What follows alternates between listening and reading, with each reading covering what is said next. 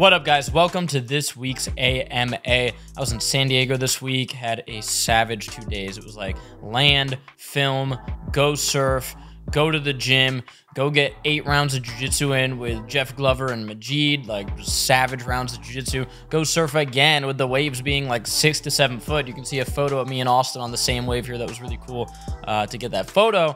And it was all fueled by electrolytes, Santa Cruz Medicinals diet, plenty of protein shakes, some way better bars, just like good snacks to fuel all of the activity that we did. Let's dive into this week's AMA. You've left your questions below.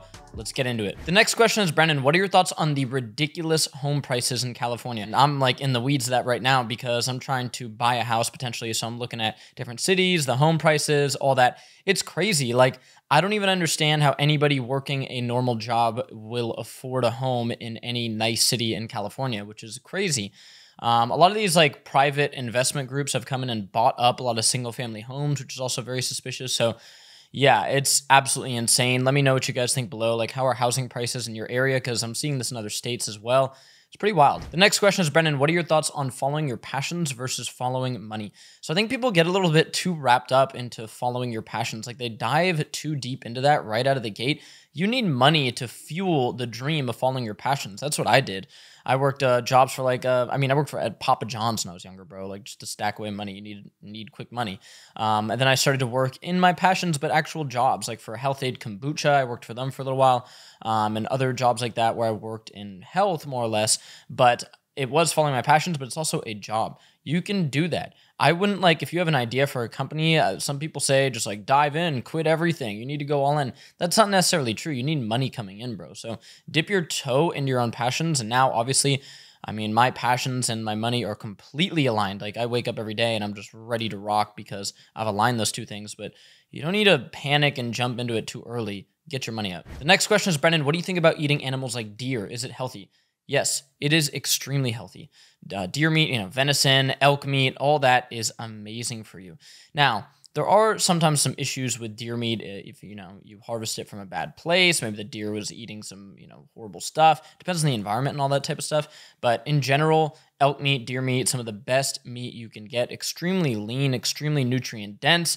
And if you hunt it yourself, even better. My buddy dropped an elk this year, so we've been eating some of those elk steaks, and it's definitely something that I want to go do. I got my hunting license, so I'm going to try to go do that and do some content on it in the next year or so.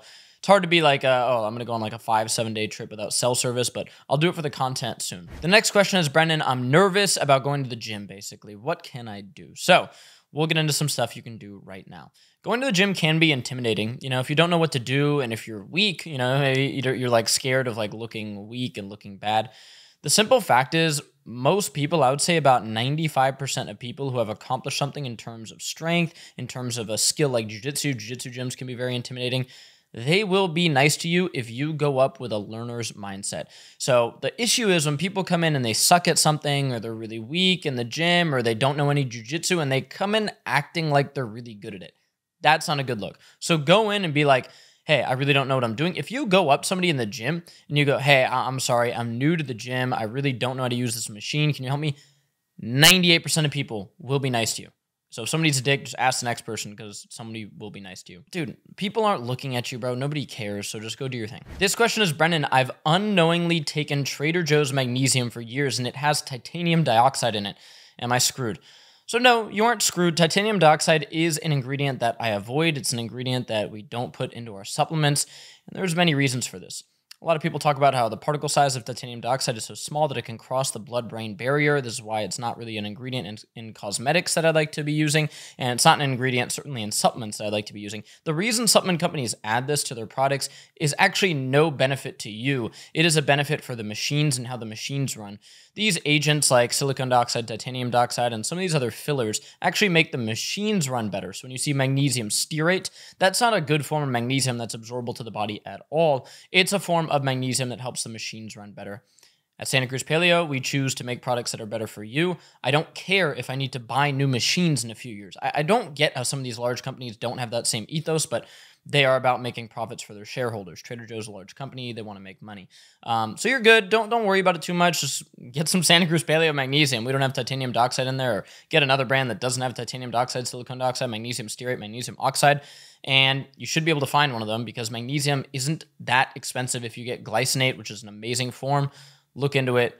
Sorry you took titanium dioxide. You'll be fine. This question is, Brendan, I want to become a beach lifeguard next summer, but I'm a bit worried about the sun exposure. Is it a good job? The answer is yes, that's an amazing job. Lifeguarding is very intense. I mean, at least in Santa Cruz, they have lifeguard programs, and it is extremely intense. I don't know how it is where you are, but there's life-threatening situations in the ocean in Santa Cruz quite often, and those dudes have to risk their lives. It's very gnarly.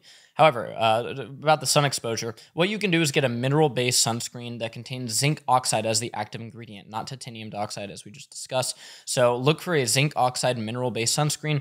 We're working on releasing one with Santa Cruz Paleo, but it'll probably be in the spring when we release that. And then as far as sun exposure goes, get a good long sleeve shirt, get a hat, and block yourself from the sun using actual clothes. You'll be fine. Be a lifeguard. It's a good thing. The next question is, Brennan, what are your thoughts on David Goggins? So David Goggins is this ultra marathon runner. He runs like 200-mile races. He does insane stuff. He set the world record for pull-ups at one point. He's done Air Force training, Navy SEAL training, and I believe one other one is like he's insane, bro. He's a savage amongst savages, one of the hardest dudes of all time. However, what I will say is I think it is good to learn from these people that you can push the mind past many things that you ever thought were possible. You can just, dude, like if you are, oh my God, I can't get up and run today, I can't work out, you can absolutely push through that. And I use Goggins all the time as motivation. However, I think it is very important to note, Goggins doesn't have functional knees at this point. His hips are extremely damaged. He is in pain. He's talked about this. He's really messed up his body. So, do I think that this Goggins mentality of pushing through injury is good? No, not necessarily. Now, you should be able to push through injury in, certain circumstances. You shouldn't just be such a bitch, for lack of a better word, that like you're like, oh, my shoulder's a little sore, I can't go to jiu-jitsu. You should learn corrective exercise techniques and be able to tough through some stuff. I think that's deeply embedded into us as a human being. I was just rolling jiu-jitsu last week, for example, and like I got elbowed in the chin on accident. The guy totally did on accident, just sweat, slipped, boom. Now, if I'm the type of guy who just stops there and goes like, oh, you elbowed me in the chin, bro, stop. That's not good for my overall life. That's not good for who I am as a businessman, who I am as a, family member, who I am as a friend. That type of mentality is really weak. So boom, you just keep on going, just brush it off, nothing. And a lot of that Goggins mentality can help you get there. However, if you're going to try to run 100 miles a week and have no knee joints, you don't need to be doing that. And you don't need to wake up at 4 a.m. So listen to some of the stuff, but use what benefits you. The next question is, Brendan, what do you think of the new GTA 6 trailer? So yes, I was in that trailer. I've been working really hard on that, going down to LA, recording. They put all the devices on me to map my face and everything. So I'm stoked for GTA 6 to come out. And when it comes out, definitely buy it. Shout out to Rockstar Games. The next question is, Brendan, how many times should bodybuilders train each muscle group per week? So this is very interesting, and the simple answer is there is not one answer. There's not one protocol that everybody should be doing. But here are some interesting tidbits of science for you. What they did show in some studies that I saw recently is that your chest actually takes long to recover. This is very interesting to me. I thought the legs would take the longest to recover, but in this study, it was actually the chest. So sometimes I give myself a little break now in between chest days, and I try to space out those tricep days and arm days. If I'm doing something like a JM press or a close grip press, I might maybe space that out to give my chest a little bit more time to recover. Now, as far as the split, you're going to have to find what works for you. What works for me is a quad focus leg day, and then a day where it's push and pull, so chest and back, and then a day where it's glute-focused leg day, and then an arm day. That's what arms and shoulders. We call it SARMs, baby. Don't do SARMs, though. That's what I enjoy. That's what works for me with my schedule, and I throw in abs probably about 2 to 3 of those days. That's what works. Now, this will vary depending on how I'm feeling and the other activities I do. A question I get asked all the time is, how do you balance jiu-jitsu, surfing, weightlifting? The simple fact is I don't have a dedicated program, and I just listen to my body. So if I surf a lot, back-to-back days, the waves are good, the waves are fun, I'm not going to go hit shoulders, even if it was in the program, because my shoulders are sore. There's damage in those muscle fibers, good damage, of course. So you have to adapt stuff to you, but that's a general program that could work for you in terms of lifting. The next question is, Brendan, what do you think of those shots, like ginger shots? Are they good? So I did a post on this, diving deep into it, and basically, to summarize it, Green juice shots, waste of money. Don't buy those. Most vitamin C shots, unless they contain something like acerola cherry juice or something like that, or something concentrated, waste of money. Like you can just buy an orange juice, bro, for probably cheaper. Like I've seen one that's selling a little shot of orange juice for like $5. What are we doing? The next thing that is a waste of money is shots that contain adaptogens. Now, adaptogens work. Lion's mane works. Reishi works. Cordyceps works. There's many popular adaptogens nowadays. Ashwagandha works. The dose in those shots is nothing nearly the dose that you need to be effective. So throwing 5 milligrams of lion's mane in a shot is dumb, and you are getting scammed if you buy that. Ginger and turmeric shots actually can contain the effective dose. Usually an effective dose of ginger is around 500 milligrams if you buy like it in a capsule form. However, a ginger juice shot can definitely benefit your digestive health and immune health. I'm a fan of them. Brendan, what is better, sauna before you work out or sauna after you work out? After you work out is better. Now, there is research on this, and it's not like sauna before the workout is going to cause some issues or anything like that.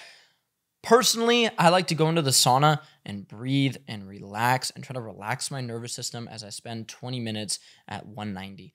That's what I like to do. And after my sauna, I am pretty fatigued. So I wouldn't want to jump into some really heavy weightlifting after that or some really intense exercise. Occasionally in the winter in California, I'll get into my sauna for 3 or 4 minutes before I maybe drive to jiu-jitsu practice or the gym just to warm up my body a little bit. So if that's what you're doing, that's cool. But I would do those longer, harder sauna sessions after your workout. This question is, Brendan, what is the biggest takeaway that you have gotten from your psychedelic experiences? For those who don't know, I've been to the jungle. I've drinking ayahuasca. I've done, shrooms a few times. What I would take away is that you actually really don't need to do these things. Now, they were impactful for me, but the real impactful thing is that I'm on a path of health, and the reason I'm doing those is to improve my life.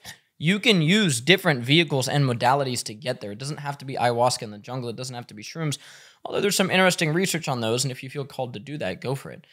But anything that you embark on with a firm determination that you are going to better your life because of it is going to be beneficial. And I feel like a lot of people get wrapped up into this world of psychedelic medicine, and they go too deep into it, and they end up coming out just kooky or not really improving their life. Like, you have to learn stuff from it and become more emotionally aware, maybe. That's what it did for me.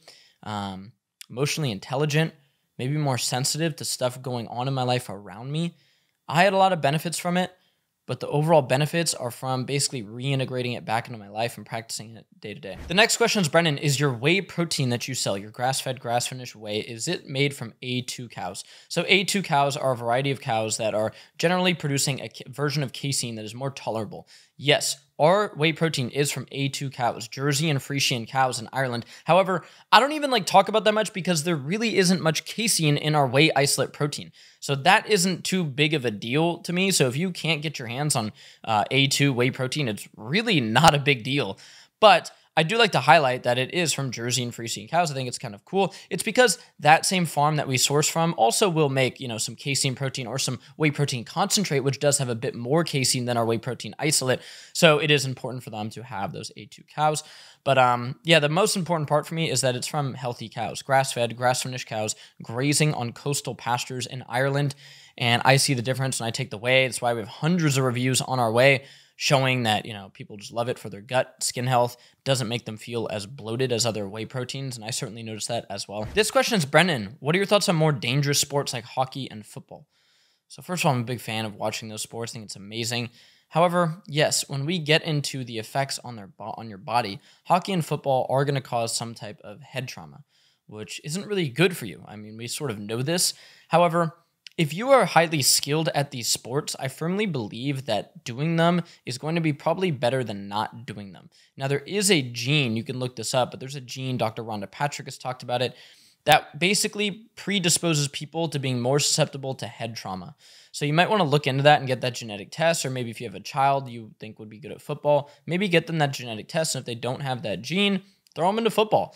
If they do, maybe stay out of it. The next question is, Brendan, what are your thoughts on sleeping with earplugs? So if there's noise around you and you're sensitive to noise when you sleep, that can be an amazing thing to basically force your body into deeper stages of rest. I personally don't sleep with earplugs in. I like maybe like a fan like somewhere in the room and for it to be quiet, of course.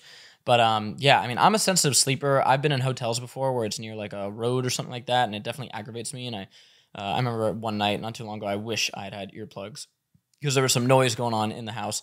So yeah, totally beneficial. Brendan, what is the easiest way to get 150 grams of protein in per day?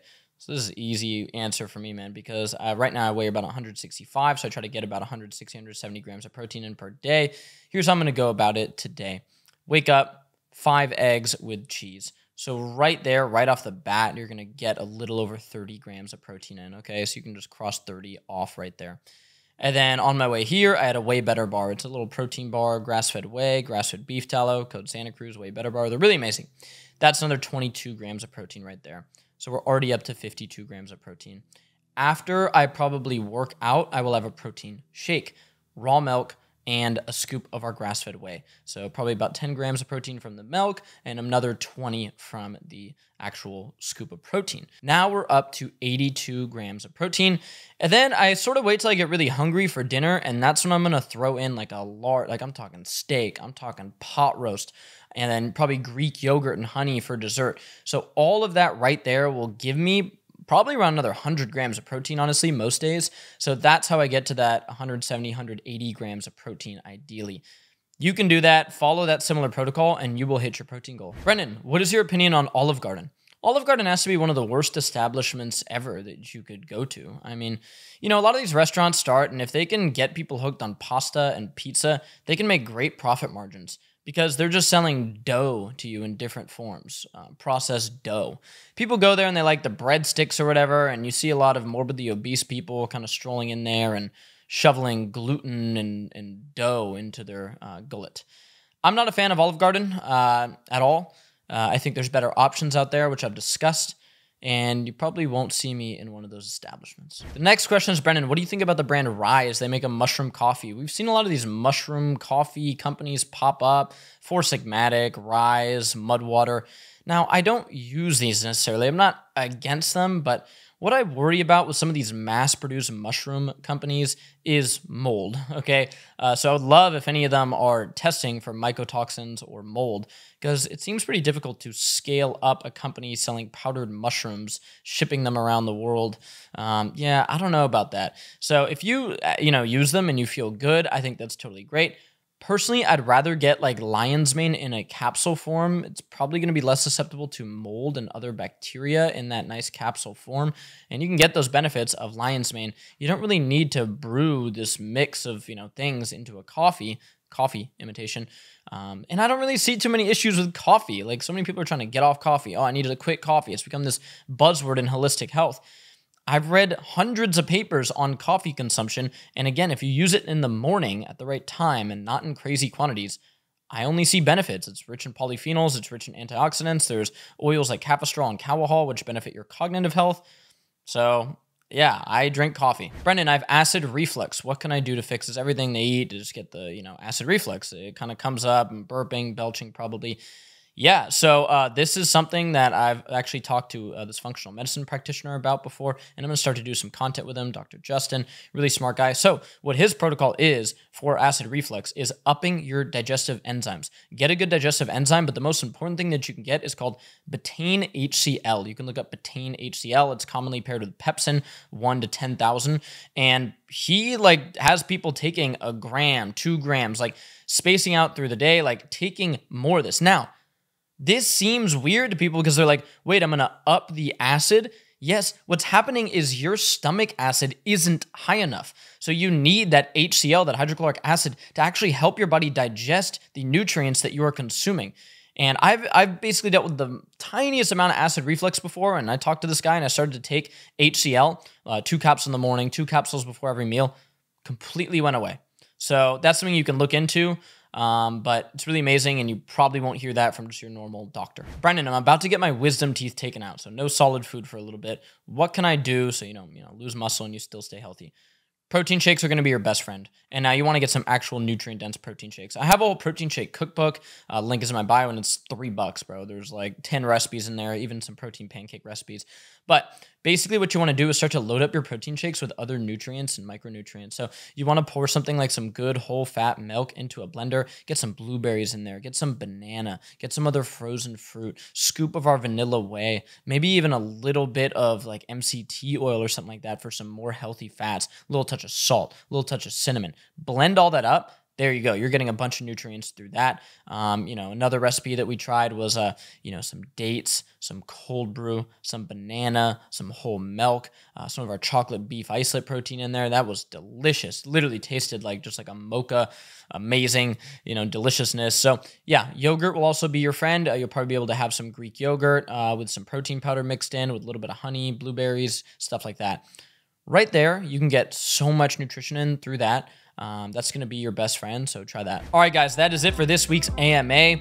Leave your questions below for next week's, and I will get to them. We're running a sale. Use the code SantaCruz10 at santacruzpaleo.com. Any order over $20, we're going to give you 10% off. We've restocked some of the electrolytes, so go get them as they make amazing gifts. We have so many stocking stuffers. Our seasonings, blend 1 and blend 2. Go get those. Throw them in your buddy's stocking, or throw them in your own stocking, And be like, oh my God, what'd I get? So yeah, much love, you guys. Appreciate you. Leave your questions below. Like and subscribe. Peace.